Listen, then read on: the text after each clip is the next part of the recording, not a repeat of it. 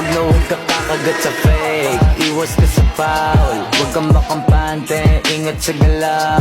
Huwag puro atake, aralin dumipensa. Minsan din depende yan kung paano ka pumwersa. Minsan kailangan pagkain ng pasensya, isa yun sa mga pangunahing diferensya. Pag natambakan ka na doon ka mag-apit, pero pag nakalaman ka na nakakampante, sana kuha mo yung punto mula simula hanggang sa dulo. Dapat isagad mo yung laro mo, dapat lagi nakatuto kada minuto. Parang araw maging icon, gusto ko kagaya ko si Idol.